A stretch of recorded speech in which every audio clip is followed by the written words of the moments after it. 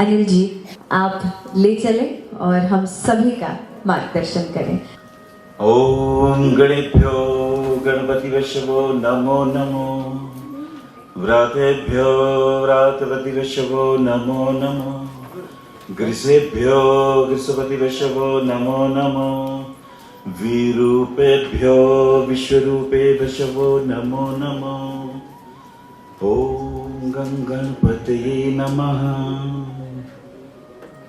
सभी आध्यात्मिक चेतनाओं का, उनके तप का, उनके मनन का और उनके आध्यात्मिक तेज को नमन करता हुआ मैं आप सबका स्वागत करता हूं। मंच पर आसीन सभी विद्वजन, ज्ञानीजन, doctor H S Rawat ji, Ajay Bhambi जी, डॉक्टर दिलीप कुमार, स्वामी ध्यान देस और राजेश ओझा जी और मेरे सभी मित्र, और आप सबका भी पुनः अभिनंदन करता हूं। बधाई देना चाहता हूं प्रदीप जी को। आसान नहीं होता इतने राजहंसों को एक जगह इकट्ठा कर लेना। It is very difficult. समय रोकता है, परिवार रोकता है, घर गृहस्थी रोकती है, बहुत कारण हैं रुकने के, फिर भी हम यहां इतने इकट्ठे हो गए, तो ये तो बहुत अद्भुत। ये तो ऐसा हो गया जैसे ज्योतिषियों का कुंभ स्नान। तो आप सभी का पुनः अभिनंदन। विषय है वरह मिहिर। ये शब्द ध्यान से सुनिए। वराह शब्द बाद में है, पहले है वरह मिहिर। मिहिर यानी सूर्य से जिनको वरदान मिला, वर और विसर्गा लगी हुई है पीछे, वरह मिहिर। और एक शब्द है हमारे पास आर्यभट्ट। इनका क्या योगदान है? जैसे कवियों में कालिदास हैं, व्याकरण में पाणिनि है, योग में पतंजलि है, कवियों में नारद है, अर्थ गंभीर में बाणभट्ट हैं,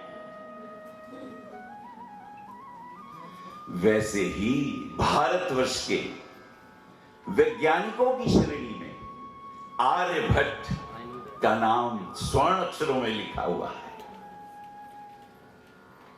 आर्यभट्ट सबसे पहले खगोलविद, वैज्ञानिक और ज्योतिष के आचार्य थे। उन्होंने बिल्कुल वही बातें करी जो उन्होंने अनुभूत की। उन्होंने बताया कि ये पृथ्वी घूमती है। उससे पहले तो ये मान्यता थी पृथ्वी नहीं घूमती। बहुत से धर्म ग्रंथों में पता नहीं क्या क्या लिखा हुआ है। कोई कहते हैं पृथ्वी चपटी थी, पर आर्यभट्ट ने कहा, आर्यभट्ट की एक बात वरह मिहिर ने नहीं मानी। आर्यभट्ट ने कहा कि जो सूर्योदय काल है वो लंका की मध्य रात्रि के वक्त का जो समय होगा वो सूर्योदय काल मानना चाहिए। वरह मिहिर ने यहीं पर अपनी बात दूसरी रखी। उन्होंने कहा नहीं, जब सूर्योदय हो लंका का तब मानना चाहिए, दिन का प्रारंभ तो उससे मानना चाहिए। ये बात मैंने इसलिए कही ताकि दोनों का हमें पता चले। आर्यभट्ट का आर्यभट्टी जो ग्रंथ है अद्भुत है। उसकी काव्य शैली, उसकी अभिव्यंजन शैली, उसमें व्याकरण की, उसमें अर्थ गंभीर की, और सबसे बड़ी बात वैज्ञानिक दृष्टिकोण से अपनी बात कहने की, जो उन्होंने गहरी चोट की है वो संभवतः उससे पहले किसी ने नहीं की। तो आप सबको आर्यभट्ट और भारत का जो रॉकेट छोड़ा गया उसका नाम ही आर्यभट्ट रखा गया। और डॉक्टर अब्दुल कलाम को कौन भूल सकता है। उन्होंने कहा धन्य हैं हम, हमारे बीच में आर्यभट्ट जैसे ऋषि। उन्होंने उनको ऋषि कहा। और वो वैज्ञानिक भी थे। वराहमिहिर को मैं बिल्कुल नहीं भूल सकता। शायद ही कोई ऐसा ज्योतिष का भाग हो जो वराहमिहिर ने ना छुआ हो। चाहे उनकी लिखी किताब वराह संहिता हो, बृहद जातक हो, द्विवेद वल्लभा भी कुछ लोग कहते हैं, और बहुत सी चीजें उन्होंने कही। पंच सिद्धांतिका तो अद्भुत प्रश्न शास्त्र का ग्रंथ था उनका। और उनके पुत्र पृथुयशस ने भी कमाल कर दिया। उन्होंने भी प्रश्न ज्योतिष के ऊपर एक अद्भुत ग्रंथ लिखा, जैसे पिता वैसे पुत्र। और संभवतः वराहमिहिर यूं ही पैदा नहीं होता। रावत जी ने कहा कि सीधा संपर्क होता है ग्रहों से, इसलिए जो ग्रहों से सीधा संबंध रखते हैं उनके पास उस ग्रहों के अधिपतियों की दृष्टि और कृपा भी रहती है। यह बहुत महत्वपूर्ण बात है। प्रश्न शास्त्र हो, शकुन शास्त्र हो,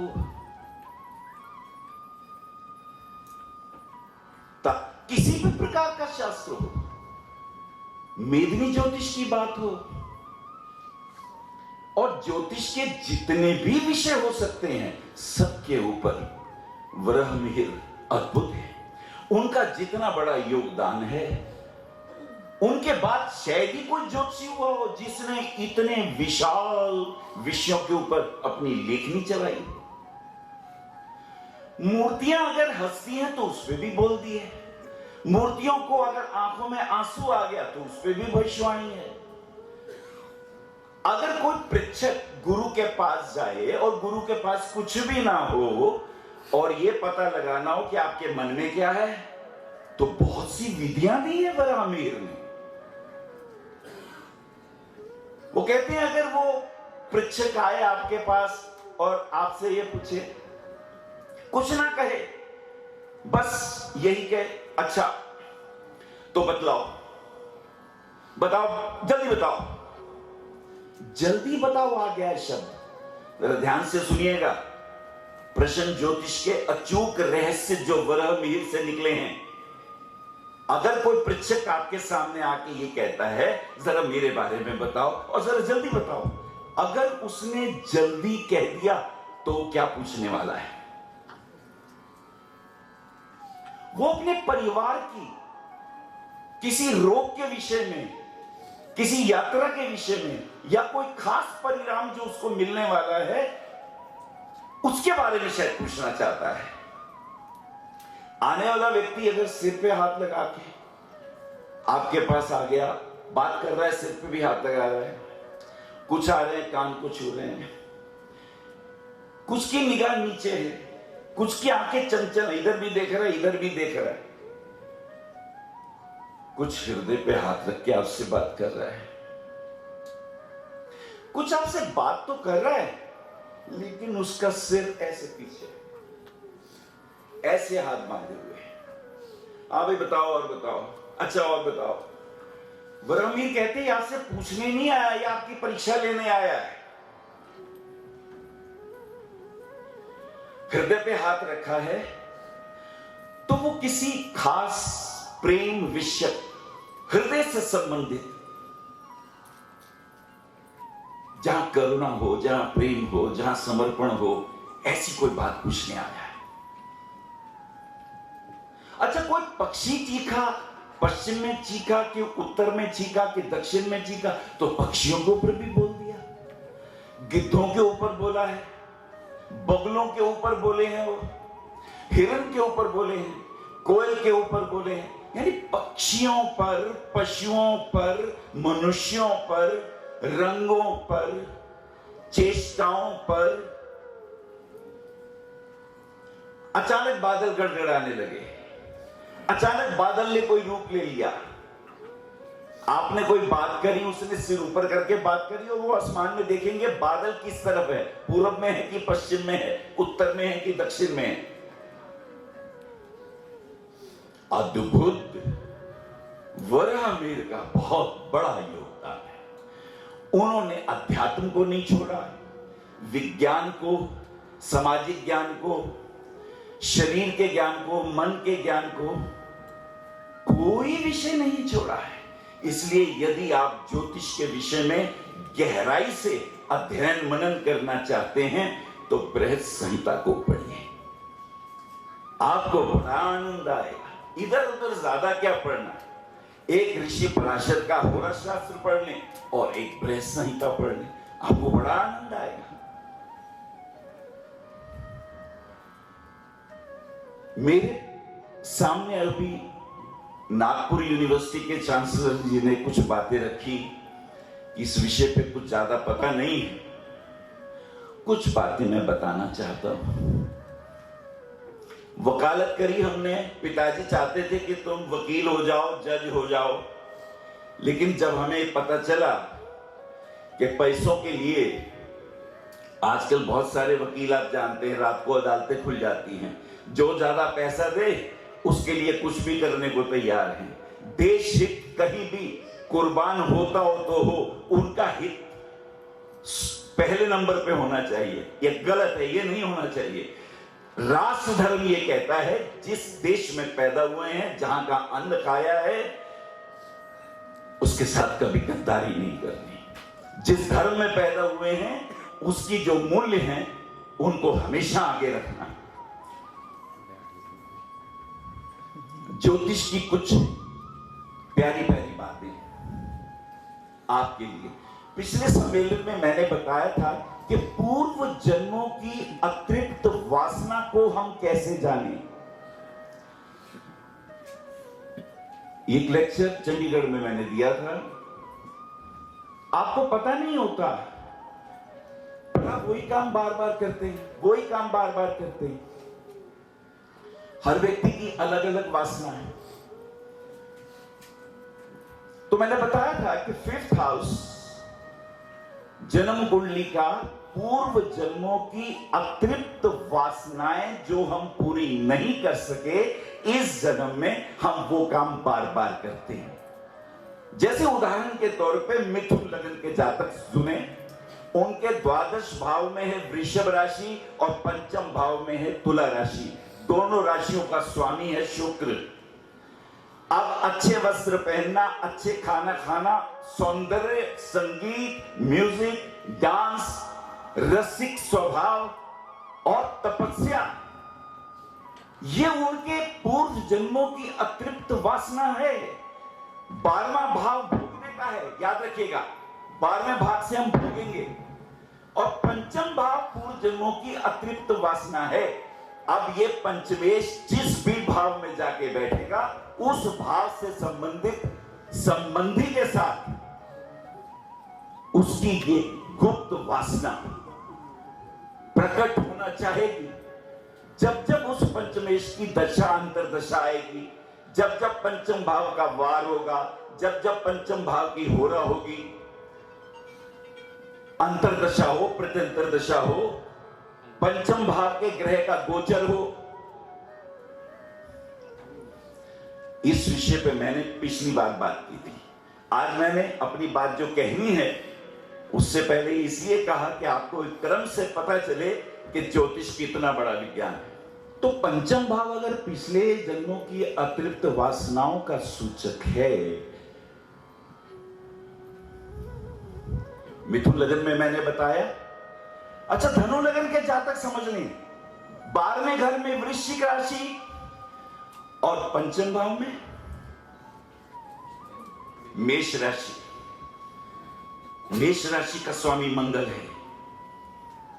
जोश देगा, साहस देगा, बलात् काम करना चाहेगा, हठीला होगा, खिलाड़ी होगा, संघर्ष होगा, जीवन को बाहुबल से प्राप्त करने की इच्छा होगी, क्योंकि उसके 12वें भाव में भी वही राशि है वृश्चिक, उसका भी स्वामी मंगल है। मैंने 2 उदाहरण दिए ये जानने के लिए कि हमें पता चले कि पंचम भाव की अतृप्त वासनाओं का केंद्र पूर्व जन्मों का जो इस जन्मों में हम भोगना चाहते हैं, भोग ही लेते हैं, कर ही लेते हैं। आज मैं आपको छठे भाव के कुछ सूत्र बताता हूं। 6th house. जो व्यक्ति अपने जीवन में अगर कुछ महत्वपूर्ण बनना चाहता है, वो चाहता है उसका नाम हो, वो चाहता है उसकी शोहरत हो, उसके पास धन हो, वैभव हो, उसकी कीर्ति हो, उसका यश हो, तो जितना संघर्ष, जितनी बड़ी चिंताएं, जितनी बड़ी आपदाएं और जितने चैलेंजेस वो अपने जीवन में जिएगा, उतना ही वो बाहुबली हो जाएगा, महाबली हो जाएगा। 6th हाउस तुम्हें चैलेंज करता है। 6th हाउस कितने किस्म की परेशानियां हो सकती हैं ये बता देगा। अब मेष राशि तो छठे घर में कन्या राशि, कन्या राशि के जो कारक होंगे, कन्या राशि के जो स्वभाव होंगे, वहां से चैलेंजेस आएंगे। नोट करिए, कीमती बातें हैं ये, अनुभव से निकली हुई बातें हैं। अगर वृषभ राशि होगी, लगन वृषभ होगा, तो छठे भाव में स्वभावतः तुला राशि आएगी। स्त्रियों से चैलेंज आएंगे, चाहे वो पत्नी हो, चाहे वो प्रेमिका हो, चाहे वो बहन हो, चाहे वो बेटी हो। और अगर मिथुन लगन होगा तो छठे भाव में मंगल की राशि आएगी। अगर मिथुन लगन होगा तो वृश्चिक राशि छठे घर में आएगी। ये चैलेंज करेगी राशि आपको, कोर्ट कचहरियों में ले जाएगी। प्रॉपर्टी में अगर आपने कहीं मकान के पैसे डलवा दिए तो मकान के पैसे डूबेंगे आपके, बच नहीं सकते। अगर आपने किसी पे विश्वास करके, मिथुन लगन वाले जातक ध्यान से सुने, उनको छठा भाव चैलेंज करता है, उनके पैसे फंसते हैं, उनको स्ट्रगल करना पड़ता है, वो अलग बात है। अगर मंगल के ऊपर शुभ प्रभाव हो, लगन बली हो, जैसे रावत जी ने कहा कि कितने प्रकार के बल प्राप्त होते हैं। लग्नेश उच्च का हो, लगन में उच्च का ग्रह हो, लगन में शुभ ग्रहों की दृष्टि हो, तो संघर्ष तो आएगा, लेकिन वो जीतेगा। लेकिन जीतेगा आखिर में, उसे बहुत धन का भी व्यय होगा, वो कुंठित भी होगा, परेशान भी होगा। ये मैंने आपको समझाने के लिए बताया कि लग्नेश से जो छठे घर की राशि होगी, उसके जो कारक होंगे वो आपको चैलेंज देंगे। और यदि आपने उनको जीत लिया, जरूरी नहीं जवाब दिया ही जाए। हाथी शान से चलता है और बहुत से कुत्ते भौंकते रहते हैं। हाथी उनको जवाब नहीं देता, ना जवाब देना भी जवाब देना होता है। आपके माननीय प्रधानमंत्री को लोगों ने क्या क्या नहीं कहा, शायद ही कोई गाली होगी जो उनको ना दी गई हो, उनको चिढ़ाया गया बहुत बार, लेकिन ना जवाब देना भी एक जवाब होता है। आपको टैकल करने की महारत आनी चाहिए। वही बनेगा बाहुबली जिसने छठे घर को विजिट किया है। छठा घर चोरी का है, छठा घर दुश्मन का है, छठा घर शत्रुओं का है, छठा घर रोग का है, छठा घर चिंताओं का है, छठा घर लाइबिलिटीज का है। इन सबको अगर तुमने निभाया ढंग से, अगर चाणक्य और कृष्ण जैसे रहे, विदुर जी जैसे रहे तुम्हारे गुरु, तो तुम बहुत बड़े व्यक्ति बनोगे, बहुत महान व्यक्ति बनोगे। छठा घर तुम्हें बहुत कुछ सिखाता है। जितने लगन की राशियां, उनसे जो छठे घर में राशियां आएंगी वो तुम्हें चैलेंज करती हैं।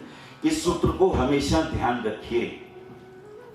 और अगर छठे घर का स्वामी छठे चला जाए, यानी 11वें भाव में चला जाए, 6th हाउस का लॉर्ड यदि छठे से छठा चला जाए, इसे भावात्भावन कहते हैं। और छठे घर में मान लीजिए क्रूर ग्रह आ जाए, सूर्य आ जाए, मंगल आ जाए, राहु आ जाए। क्रूर ग्रह क्रूर स्थानों पे बड़े प्रसन्न होते हैं, वो आपको विजयश्री दिलवाते हैं, भयंकर संघर्ष के बाद विजयश्री आपको जरूर दिलवाते हैं।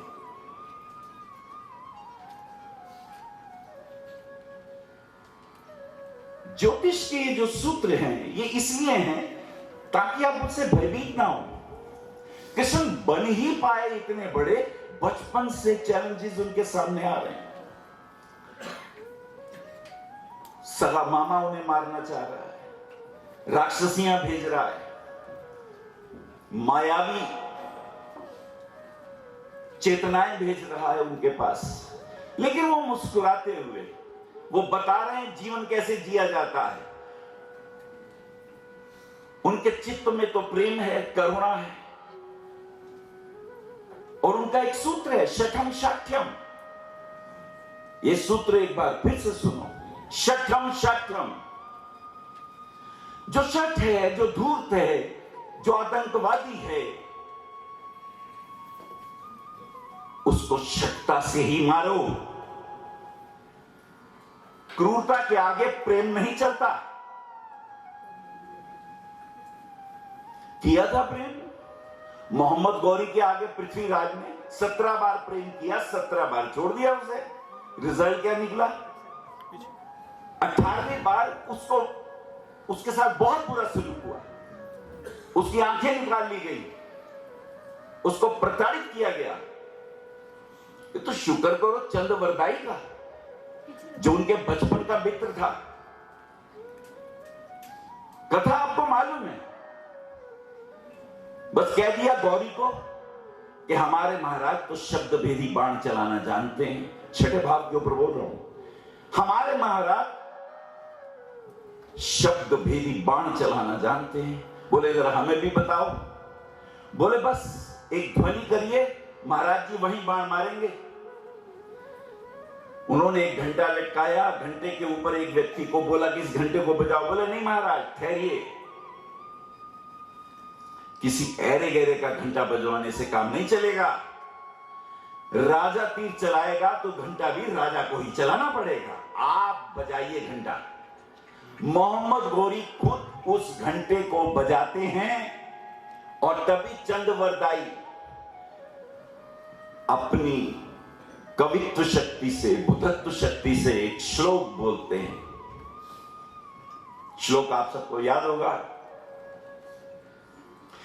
8 हाथ 24 गज, उंगल अष्ट प्रमाण, ताऊ पर सुल्तान है मच्चू को चौहान।